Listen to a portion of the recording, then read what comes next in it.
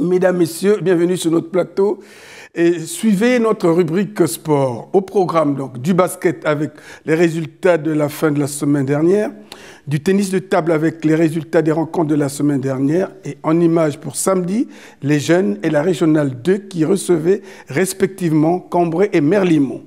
Pour dimanche, la D1 et la D2 qui recevaient respectivement Crèvecoeur et Écho-d'Œuvre.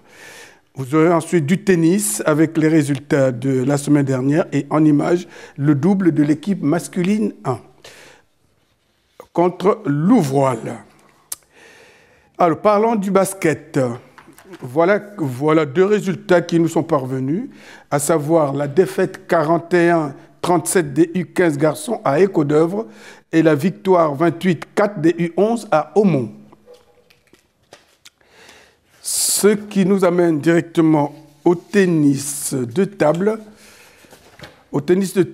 Pour vous donner les résultats.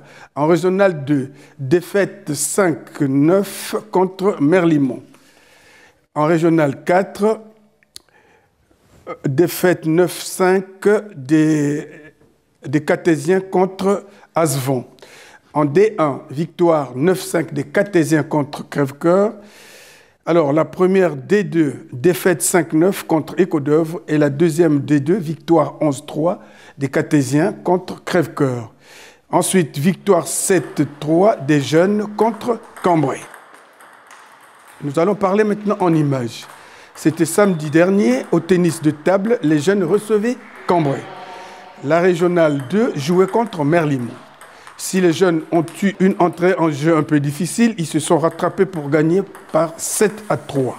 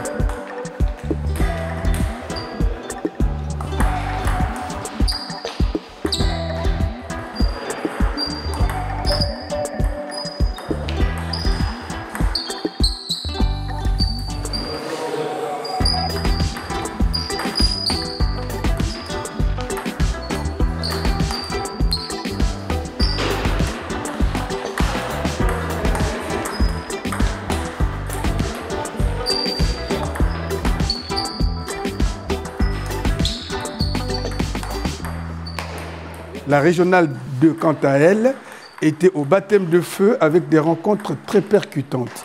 Les matchs étaient d'une intensité qui laisse inaugurer la suite de cette phase. Mais les Cartésiens sont décidés à préserver ce qu'ils ont acquis de la grande lutte, à savoir le maintien. En Régional 2, le score en lui-même est loin d'être ridicule pour une entrée dans cette phase. Le Cateau 5, Merlimont 9. Reportage Claude Delcourte et André Bion. Alors moi c'est Romain, j'ai 34 ans et je joue au club de Merlimont depuis 2 ans. D'accord. Alors comment vous avez été accueilli au Cateau Cambrésis ici? On a été super bien accueillis, l'équipe est sympa et comment ils ont fait un bon match malgré qu'ils n'étaient pas au complet et nous non plus. D'accord. Alors je ne connais pas le score, hein, c'est vous qui devez me le dire. Ouais. Alors vous en êtes où? On a gagné 9-5. Et vous repartez avec un très grand plaisir, je suppose. Ouais. Ouais. Bah, nous le but c'était de gagner ici, donc on avait un absent aussi dans nos effectifs parce que les autres équipes sont pas au complet, donc on a fait tourner et on venait ici pour gagner parce qu'on sait que c'est un match pour le maintien, donc c'est important pour nous. D'accord. Et comment vous voyez la suite?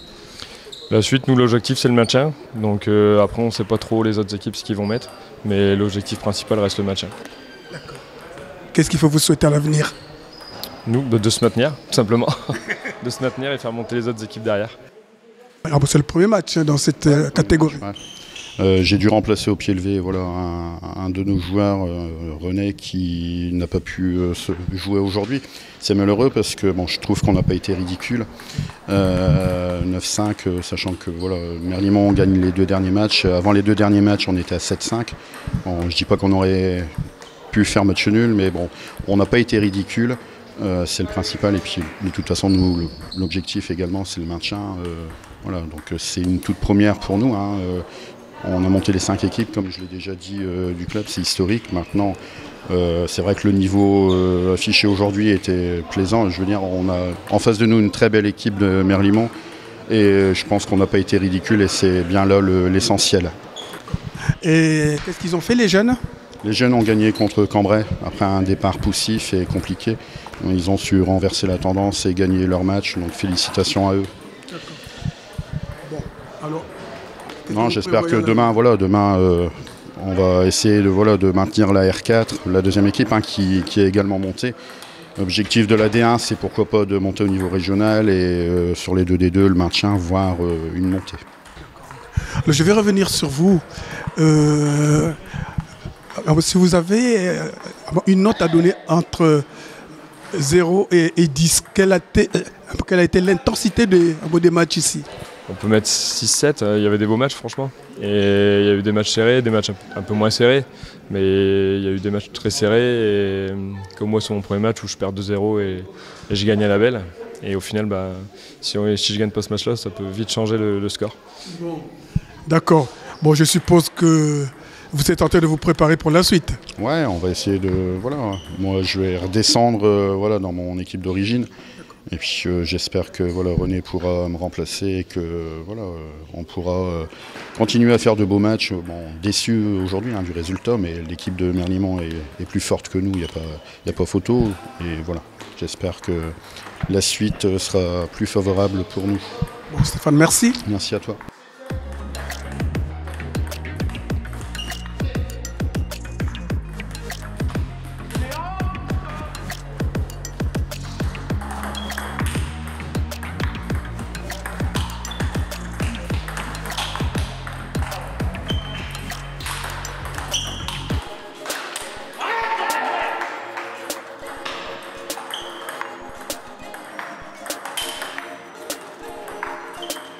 Oh ta merde!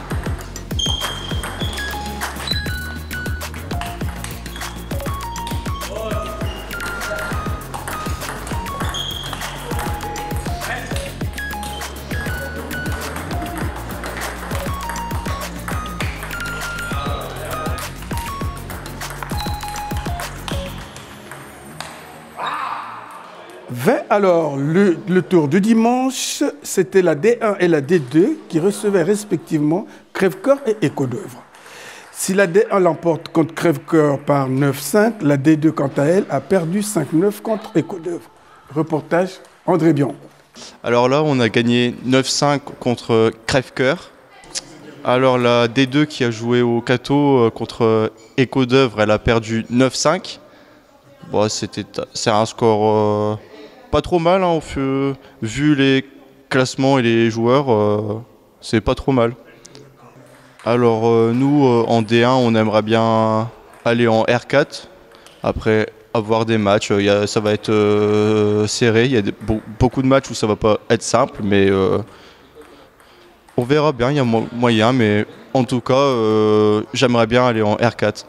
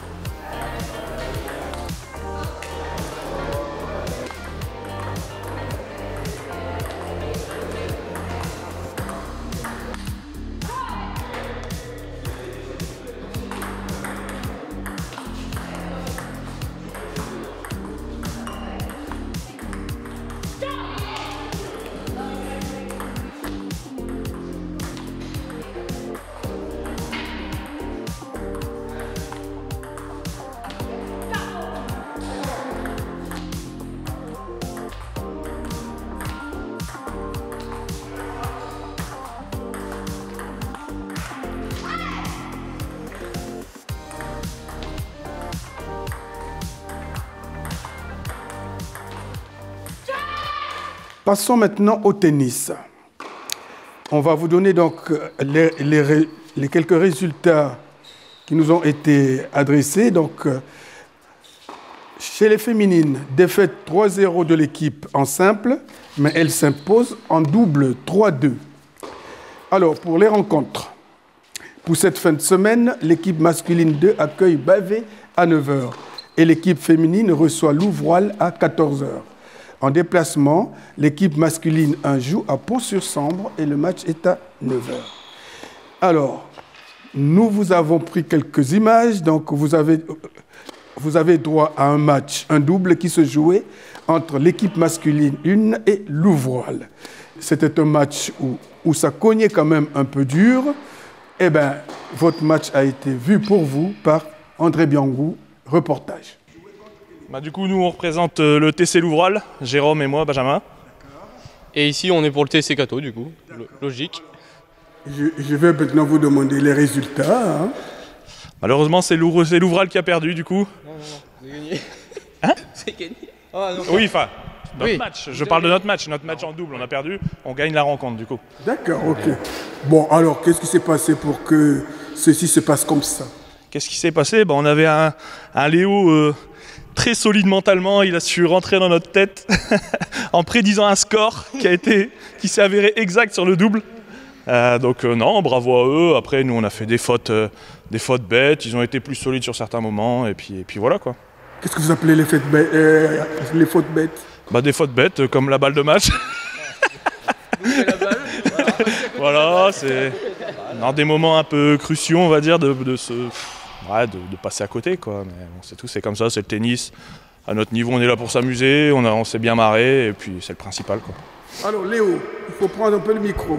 Ça marche. Allez, il faut me raconter. Alors. Bah, c'était un super match, on a bien rigolé. Il n'y avait plus d'enjeu, on perdait 3-0 et si on gagnait la rencontre, il y avait 3-2. Et donc, ils gagnent le premier set 6-3 et je crois qu'on perd 3-2 ou 4-3. Et je leur annonce qu'on va gagner au super tie-break 18. On gagne le deuxième set 6-3, donc on revient en super tie-break. On revient à 8-8, ils gagnent 8-7. Et je pense qu'à 8-8, il y a un tournant dans leur tête. Ils pensent à mon score. Et malheureusement, ils ouvrent deux volets. Mais c'était magnifique pour nous. Avec Enzo, on était tout contents. Et 18, j'ai prédit le score. J'aurais dû parier, j'aurais gagné des sous. Si, on s'est vu, il s'est vautré tout ça. Ah oui, oui. Bah allez-y, rajoutez-en. Allez-y. Allez, on rentre chez nous. Malheureusement pour lui, mais c'était un super match. On a bien rigolé. Quelles étaient les tensions dans le match? Les tensions, on n'avait pas vraiment parce que on a plus passé de temps à rigoler qu'autre chose. Les tensions pour nous, je pense, c'était quand on était mené dans le super tie-break à 7-5. Mais sinon, très convivial la rencontre. Alors l'ancien, qu'est-ce qu'il dit l'ancien? L'ancien, il dit qu'il est bien content de pouvoir jouer à ce niveau avec des jeunes et que ça se passe comme ça s'est passé. Pas d'embrouille, on a bien rigolé, bon, il n'y avait pas d'enjeu. Et puis l'important, c'est de participer. Et comment vous avez été reçu au Cato, en fait? Oh, pas terrible. Non, non, mais en fait, on n'a pas souvent l'occasion de venir sur le Cato. Donc en fait, on est venu ce matin et on a été accueillis comme une équipe qu'on attend. Et on a eu les petits pains, les croissants, le café. Ce qu'il faut nous souhaiter dans notre parcours aux uns et aux autres, c'est déjà de prendre du plaisir, de ne pas se blesser. Et puis après, on gagne, c'est bien. Et quand on perd, c'est qu'on n'a pas fait ce qu'il fallait ou alors que l'autre était plus fort. Voilà, c'est tout.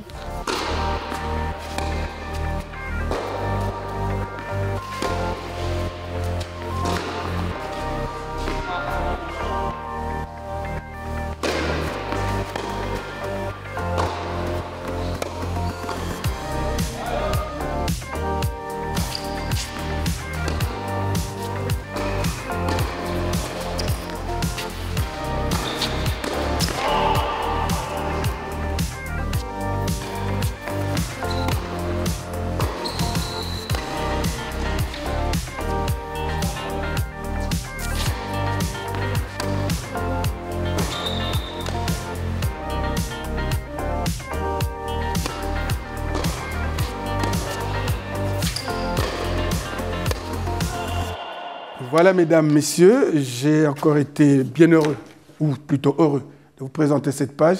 Il ne reste plus qu'à vous souhaiter une excellente fin de semaine et à nous revoir très prochainement sur ce même plateau en vous disant tous merci et à bientôt.